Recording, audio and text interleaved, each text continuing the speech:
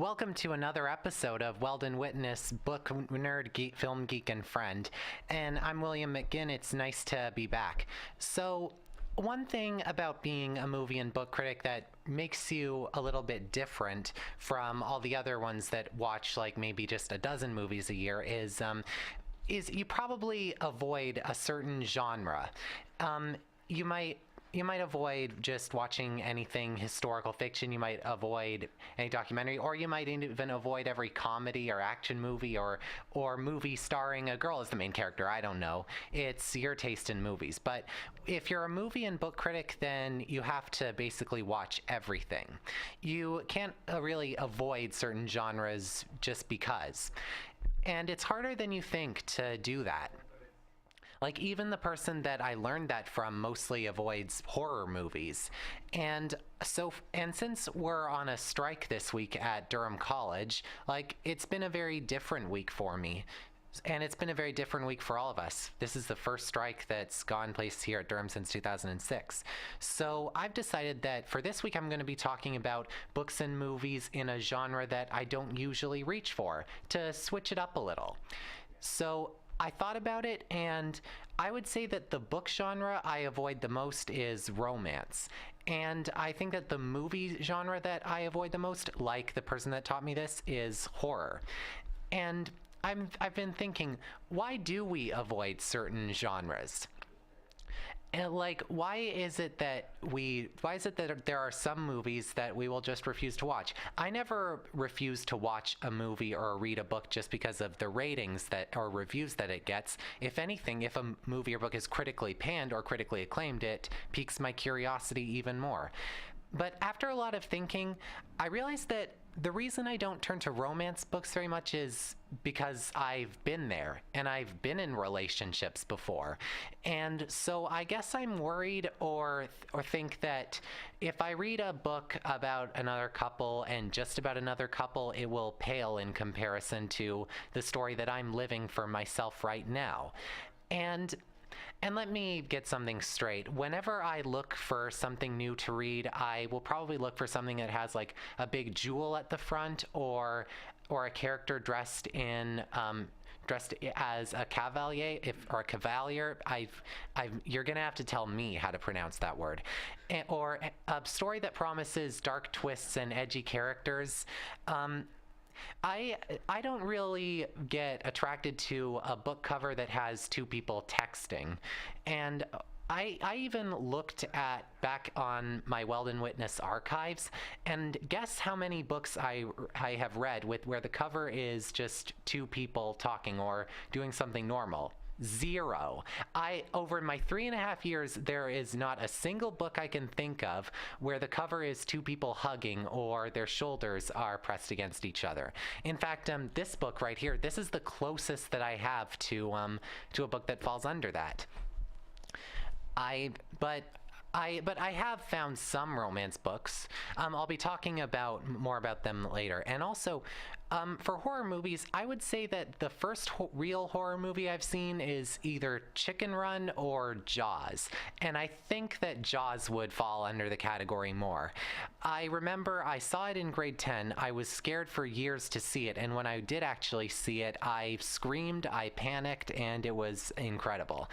And I've only recently started watching horror movies more often. So when I talk about horror movies when it's their turn, pretty much the only movies I'm going to be talking about are ones that are pretty recent. And so what are some genres that you tend to avoid? I know that some booktubers, in fact, avoid the books I'm reading right now, and some people avoid teen books because they're worried that it'll be too cliched or something. I don't know. But for now, I'm going to give you a quick break before I begin. So if you ever want to keep seeing me, then you know that you can go to Twitter or Instagram at DCSI Riot Radio. So see you back in a little bit. And for the music, I'm going to be sharing with you some horror movie soundtracks. Hope you like them and hope you're chilled out a little bit. Hi, Hi, so I'm back again. Thanks for listening. So, first, I'm going to be obviously talking about romance books, and first, I'm going to be talking about what I think, from my limited experience, makes a good romance book. And for this and horror movies, I'm gonna obviously be having some limited experience. There are some movie and book critics out there that are big pros about this, so I hope you find it entertaining with me trying to stutter over what makes it good. But I think that the first thing you have to do if you want to write a book centered on romance is you have to decide, is it going to be a devout romance, or is it going to be something with romance and something else? Like, for example, out of the two books that I've brought, and out of pretty much all the books I can think of that I've reviewed, only two of them, the two, well, I'll show you which ones I mean later, are what I would call only romance. The other ones, I feel like they were centered on something else, like something a bit like fantasy or sci-fi. You have to decide, is this romance going to be with a certain plot, and how original is this plot going to be? How compelling is this plot going to be? Because chances are a lot of booktubers prefer to have an interesting story over a cutesy romance. They would prefer to find out how far you can take the premise, not how far you can take the kissing and gushing and just loving. So what you do is you have to try to balance it out, or if you do make it a romance, just make sure that the first kiss isn't too easy if you go for it this way. If Like, a lot of people will probably think that a romance story is going to be pretty typical. The single boy or girl lives by themselves. That's what the definition of single is. They get a new job, or they go to a certain club or something, meet someone, end up getting laid, or end up getting their number. I don't know if that was inappropriate or not. I'm sorry if it was. And then there will be some sort of complication, and then they will both see that they were very happy with each other, get back together, the end.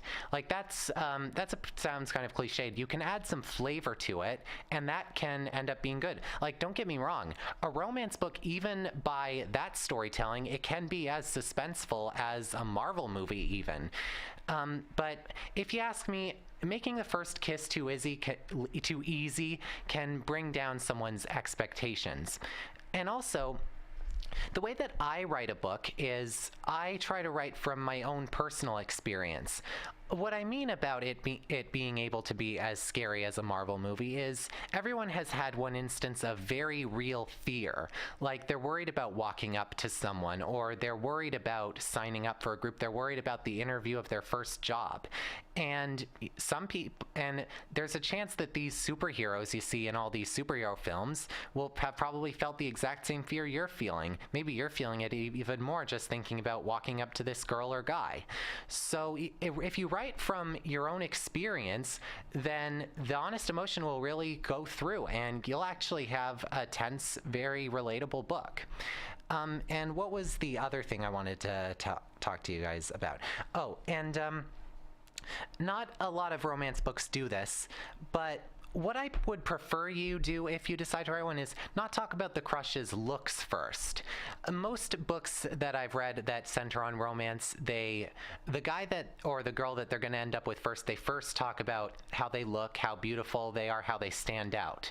What I would prefer doing is meet them and just talk about their favorite film, talk about their favorite pastime, like go walk up to them after they get hit from a soccer ball and get a black eye or something.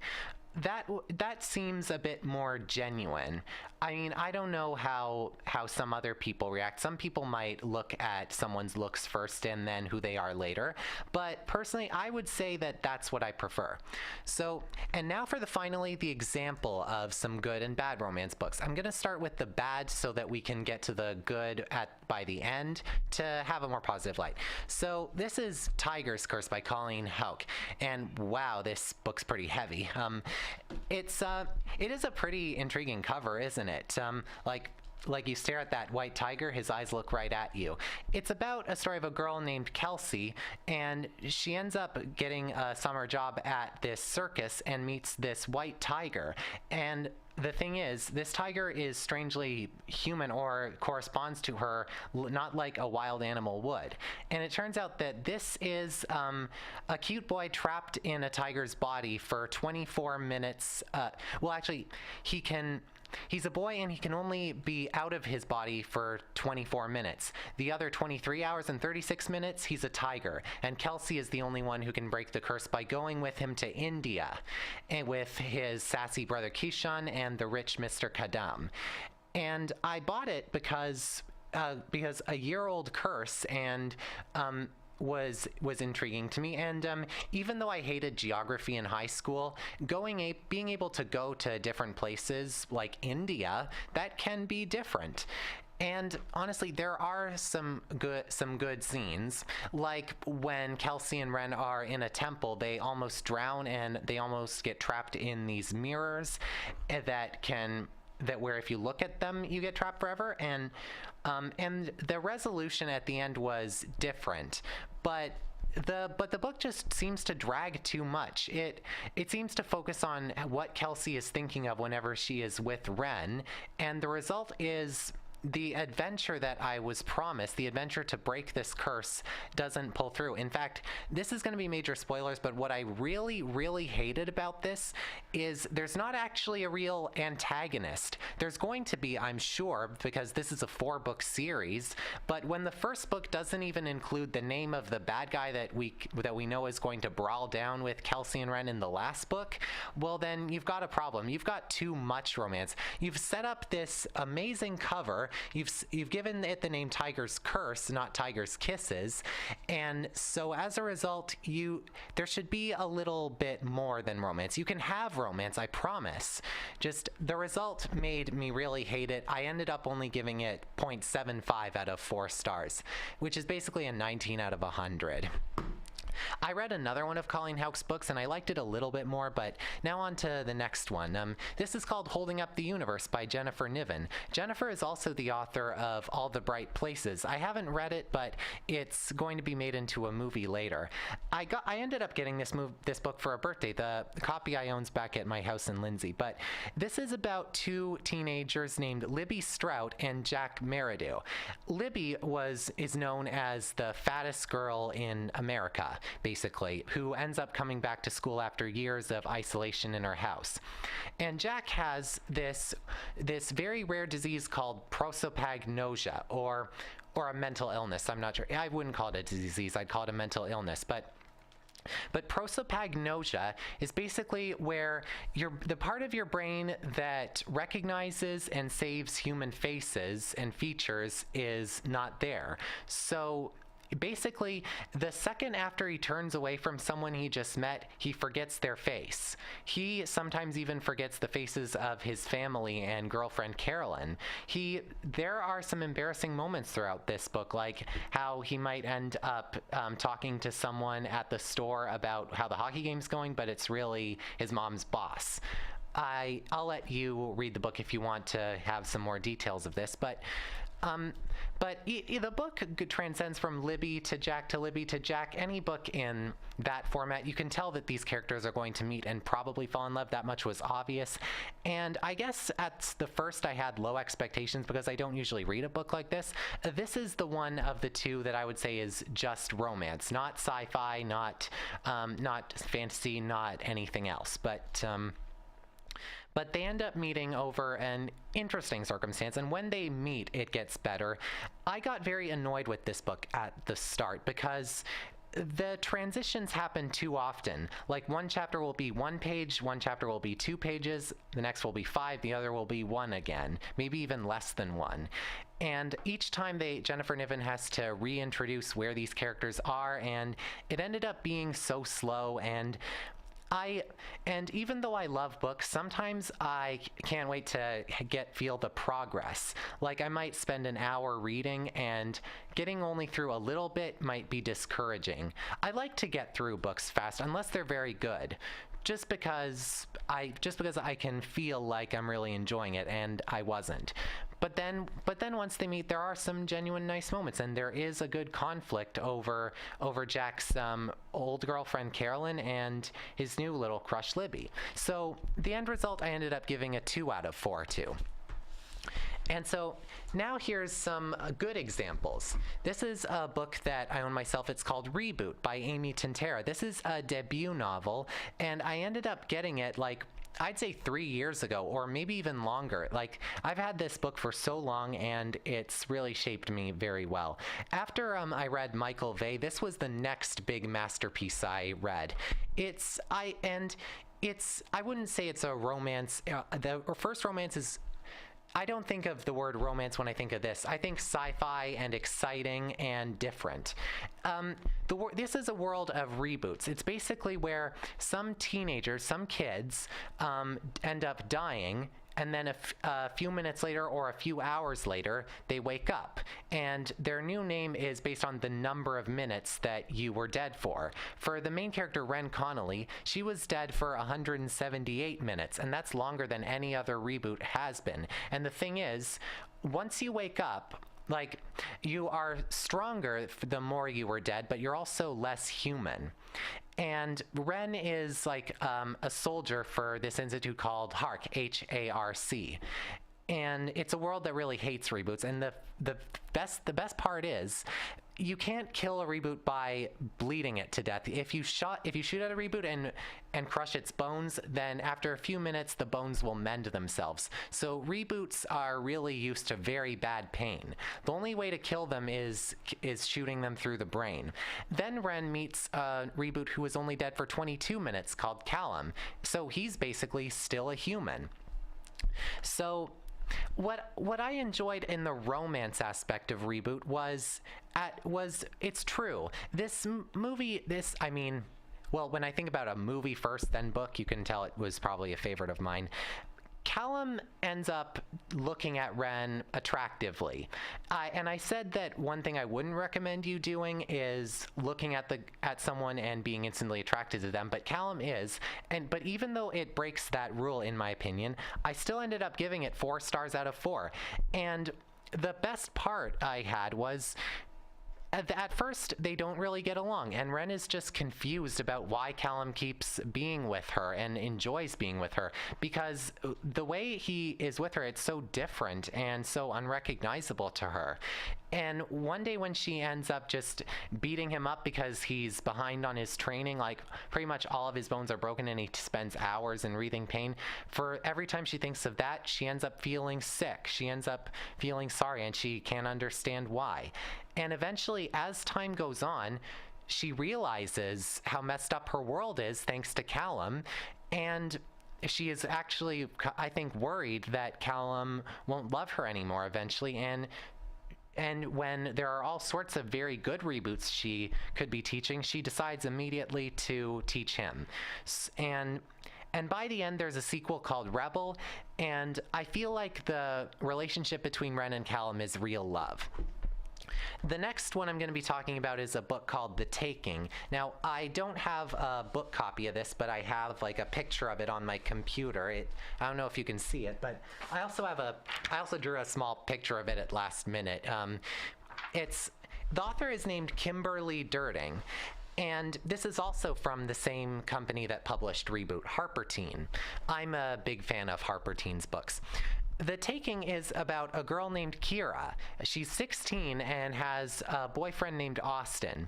And she feels like she has her whole life cut out for her, but when she ends up deciding she's going to go to the same college as Austin just to stay with him, her father has some problems with her apparently throwing away her whole life, so she decides to just get out of the car, and she doesn't want to look at his dad right now. She wants to walk by herself.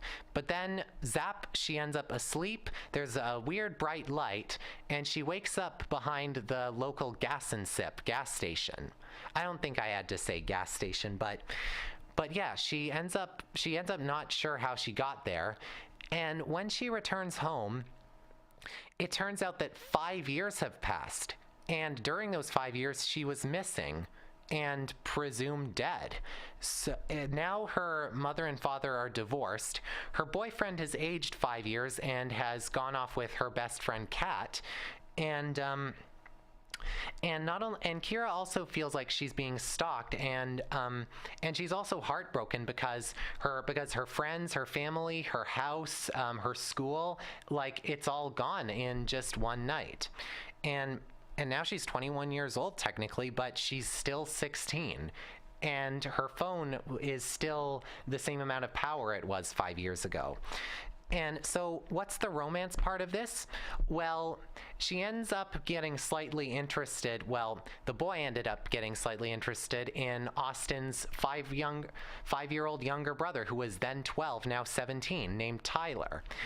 And at first I thought that's different, but this sort of smells typical.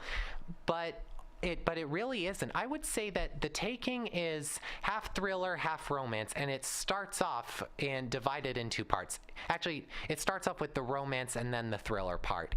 And if I had known that going in, I would have been hesitant to start it, because I know that there are lots of readers out there who will pick up a book, and if they aren't entertained at the first little while, they'll put it down.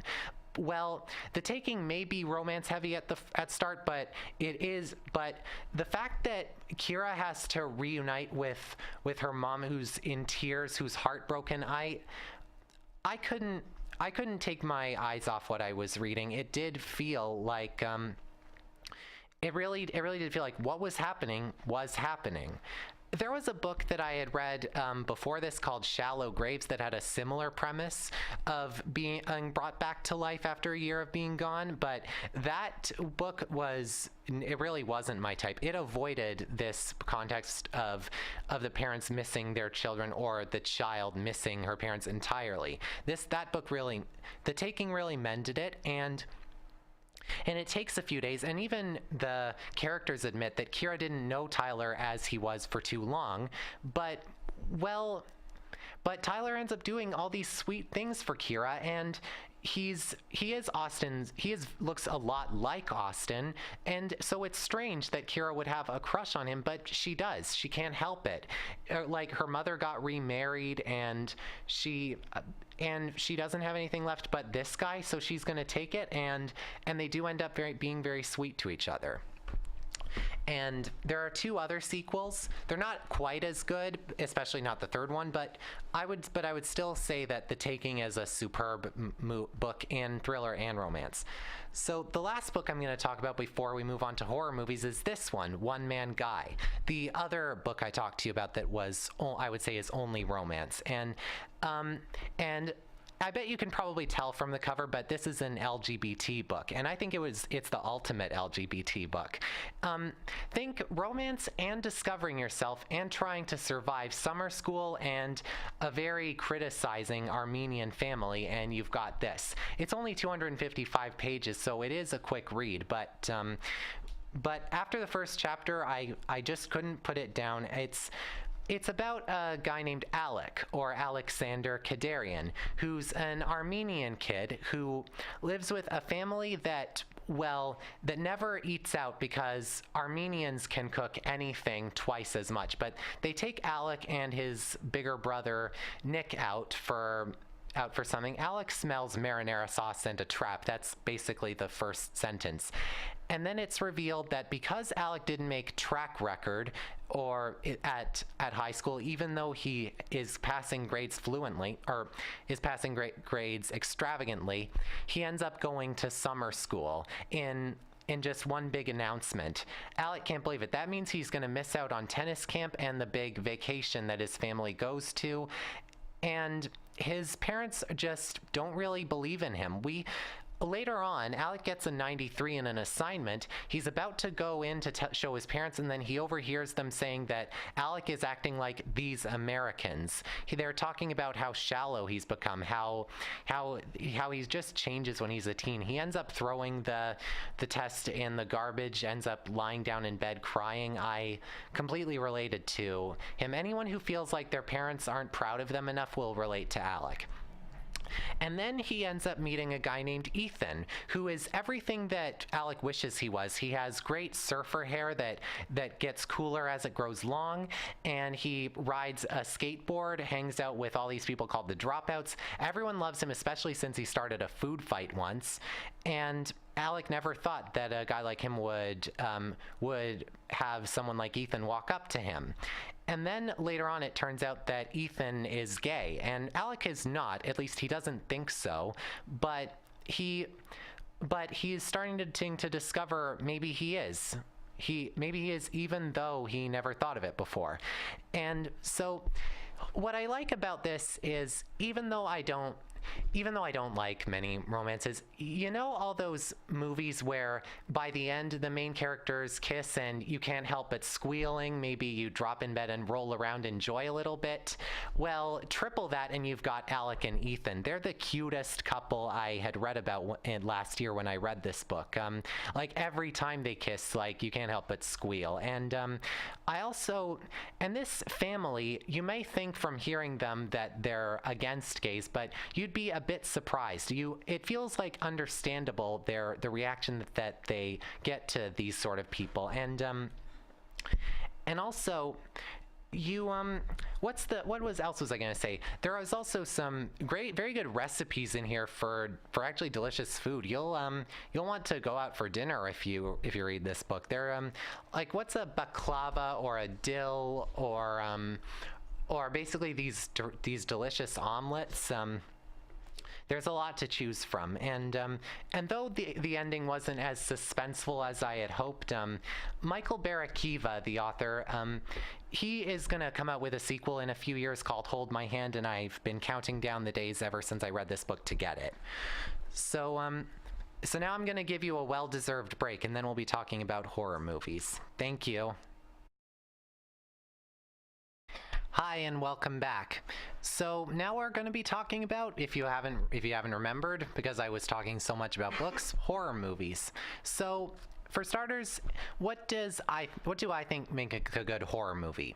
Well, the first thing that I would say is, if for the story, combine horror scares with real scares. That way there's a relatability to it. For example, I am afraid personally of snakes, and I'm afraid of spiders. Who isn't really? Certain spiders. But I'm also afraid of being sent to jail for something I didn't do. I'm scared of people not believing me when I tell the truth. I'm scared of disappointing my parents, as lame as that sounds, since I love them so much. And I feel that some good horror is one that combines those certain phobias that you have. Also, I would make the characters vulnerable, and I would make the characters the underdogs. That way you feel like the situation they're in, they might not get out of alive. And also, anyone who has watched movies knows that whether or not you've seen 0 horror movies or a million, what a jump scare is and how it feels like. And jump scares and suspense aren't the same thing. If you end up with too many jump scares, it might be a bit boring. But it might be a bit predictable even. But if you combine like the suspense and the jump scares together, like maybe 75% suspense or bigger, then it will be scary enough. Like, if you just show the camera going around and you keep expecting something to pop up, even if they don't pop up, it can still be kind of frightening and chilling. For instance, there's a movie called The Shadows, where a young girl ends up abandoned on a big small rock in the middle of the ocean with a very hungry and adamant shark around her. Even when the shark is not on screen, then the idea of that is very scary for her. So first I'm going to be talking about some examples of bad horror movies. The first one is The Purge election year. And out of all these horror movies, I'd say that next to another one that I'm going to say, it's the most relatable to our society right now. If you don't know, the Purge movies are about how once every year for 12 hours, all crime, including murder, is legal. And in the Purge election year, there's an elector named Charlie Roan, and she wants to get rid of the Purge because her entire family was killed there one day. And she also explains how this Purge has now become an excuse to eliminate all of the low class people. You know who I'm talking about. But the people in charge of the Purge, the founding fathers, really don't like this, and they want to try to get rid of her. And so the one defending her is a guy named Leo Barnes. He was in the last Purge movie that I haven't seen called The Purge Anarchy. Now, this is a great idea for a horror movie, and I would be freaked out. Everyone would be freaked out. Even the people who are out there on the streets purging would be terrified that they would be able to be killed for 12 hours and no one would be punished for it. And I like the idea of combining the Purge with real life politics. The idea that these people who are dark skinned and who own deli shops and are denied Purge insurance would be the ones that we are for. And in fact, anyone who thinks of the Purge that way will know that we have to root for them, and we do. We root for them very easily, and that's a good thing horror movies do. We make the underdogs the protagonists. The problem that I found with all of this was just the choreography. It was so unbelievable that early on I was just laughing at it. It was just so much is unbelievable. For instance, what's a good example? Let's just say that these radical girls are trying to break into a shop, and a car is driving about to squash them. The thing is, the car's lights are on, and they even honk the horn a few times, if I'm not mistaken, and then end up running them over. And then the driver catches her breath for 10 seconds, then gets out of the car and shoots the other girls who are still standing there. But the thing is, they're still standing there, and they have weapons. We see the weapons. They haven't shot at her or ran away or anything. After 10 seconds can be a lot of time in a life or death situation. And also, there are some people that intrude on this big camp, but we don't really see what happened. We don't see how they got in, and there are also these booby traps of axes swinging eventually, but once again we don't see them get through that, and by the end all my disbelief just went into a C-. Another bad example is, I would say, the newest movie, Rings.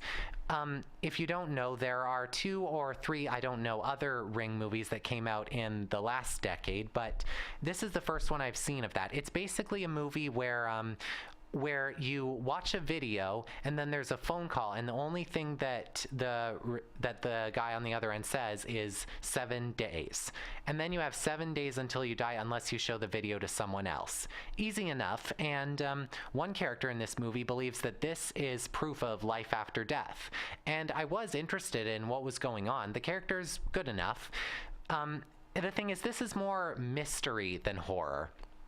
And that's not necessarily a bad thing. There are some things that made me jump. Not many, very little actually, but some. And there were some clever movie moments, like the last Rings movie was with a VHS. This one was for computers, and they see that the video's a little bit different because there are more megabytes on it. That was realistic. And there are also some flashback sequences that may be in the future or the past, and that's some clever storytelling elements. The thing is, I hated the resolution, and I was expecting to be scared, and eventually it got a little bit boring. I maybe still would have given it more than the C- that I did if the ending just made me furious. It shouldn't have ended like that after everything. And the last bad, or so in this case, movie I'm going to be talking about for horror is The Forest. Have you heard of the Aokigahara Forest on the bottom of Mount Fuji, or below Mount Fuji? It's basically a place in Japan where people go to commit suicide. They might slit their throats or hang themselves. And this American girl named Sarah ends up finding out that her twin sister Jess went into the forest. So she decides to follow her into this forest.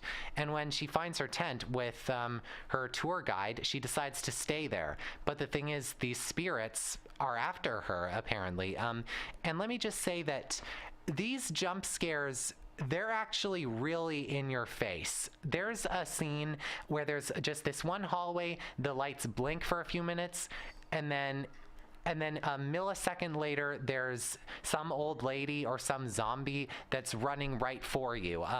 When I saw that, my feet got chills, and that's like the last place that my body will get chills. There is some good suspense, and there's suspense as the darkness looms in.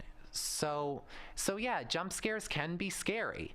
If you have a good jump scare, I would give it time and then have it so when that scare happens, it seems like bad things will happen, and it seemed like there were. And I was going to give this movie something in the B category, but I ended up settling on a C plus because, well, I don't mean to be cliched, but the ending made no sense.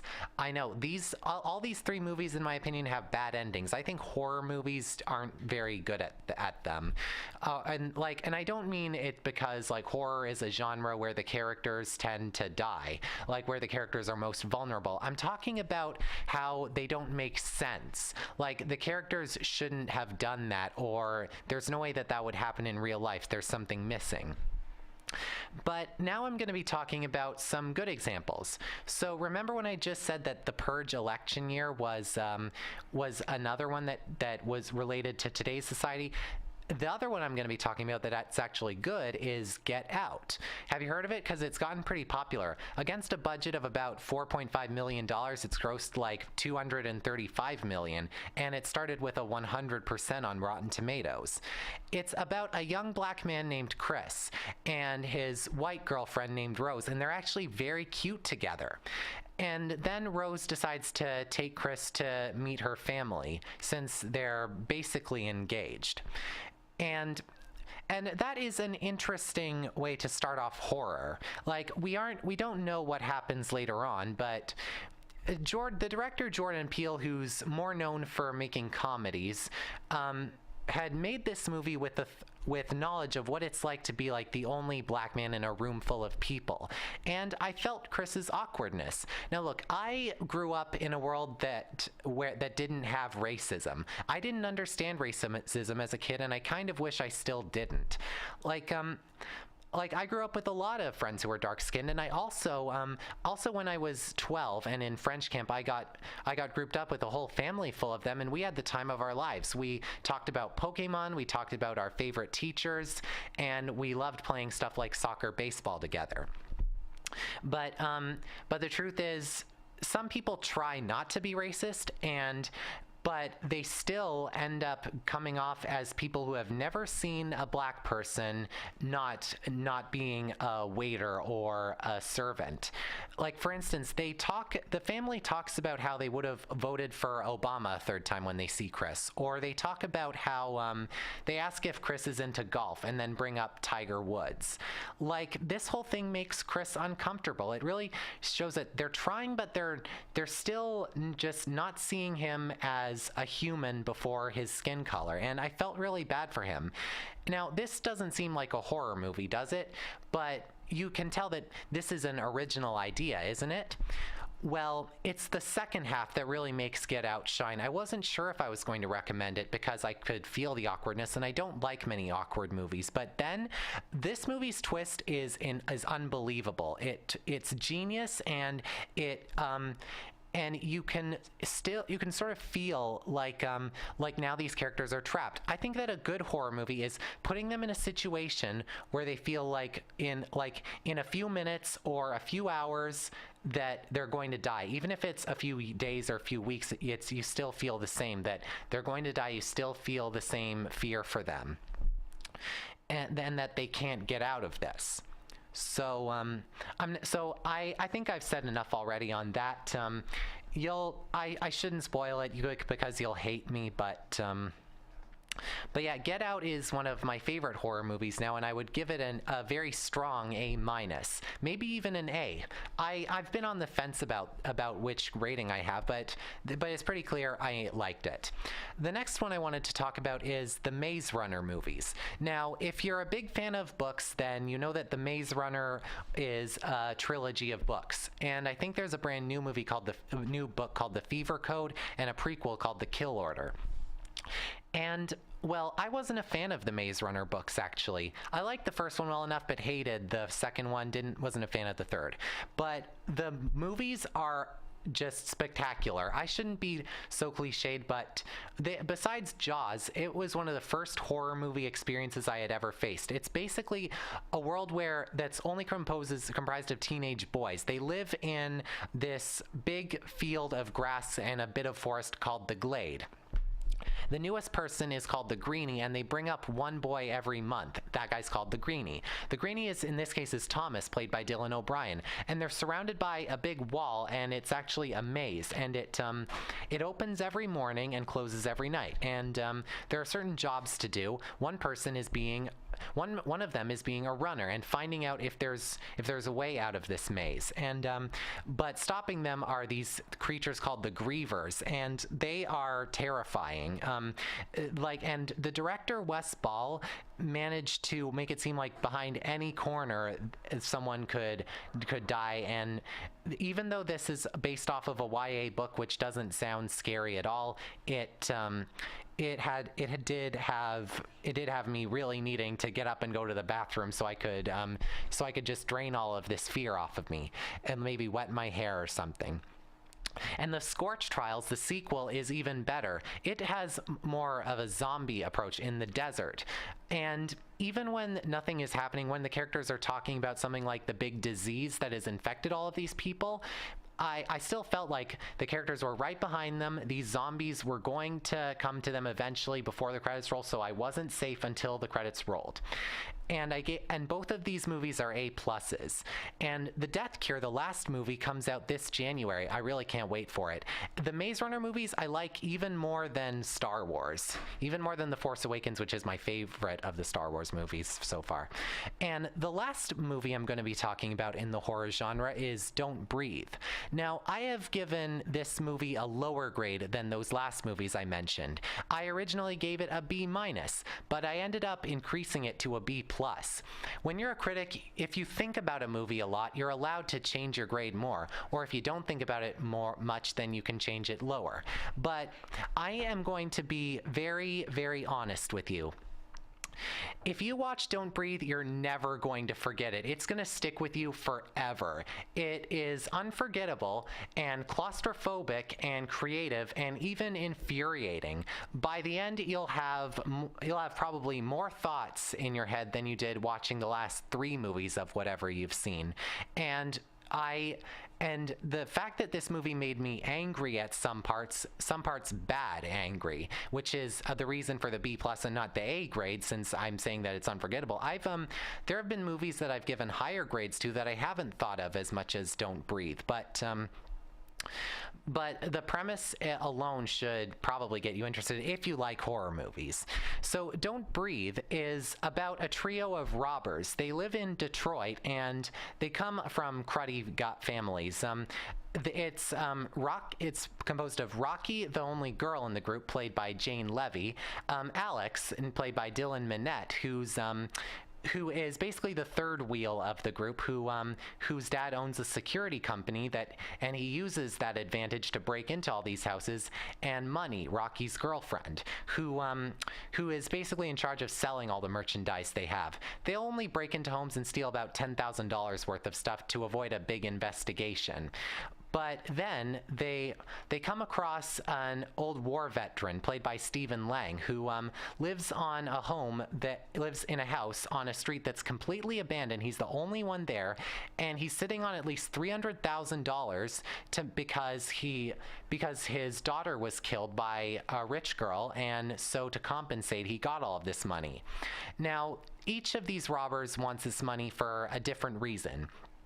Rocky wants to get away from her abusive mother, and and she also has a little sister, and she's more of a mother than a sister to her. And Alex wants to just see the world for what it is, but with his dad's amount of payment, he can't have that. So they decide to go for it. And the thing is, this war veteran is blind. We don't know how he got blind at first, but he is, and there are bars on the window, and he has a guard dog. And so you can tell it smells fishy, but it's the greatest opportunity for a horror movie. And soon enough, they accidentally wake this guy up. And then the trio has to escape before they get shot by him, because even though he's blind, his senses have really increased tenfold. He can hear or smell you a lot easier than most other people. So your next breath may be your last. And he's locked all of his doors, and and the fact that this is just one house, think of how big your house is. Now imagine that all the doors and windows are locked, and there's some guy creeping around in it trying to shoot you.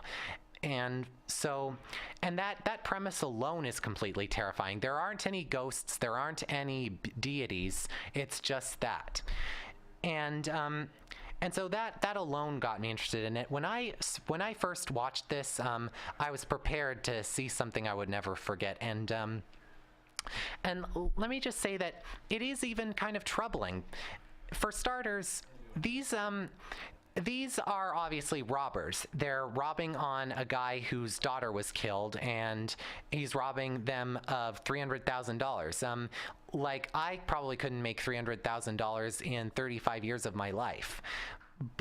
And yet at the same time, we root for these characters, sort of, because, well, they're the underdogs. They have some reasons to have this money.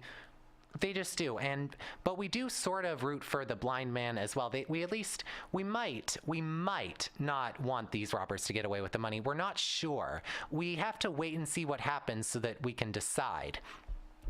But then the movie's dark twists, they ended up being like ones that I got so emotional about. There are also some scenes that some people have labeled pretty disgusting, but that's what makes it all the more memorable.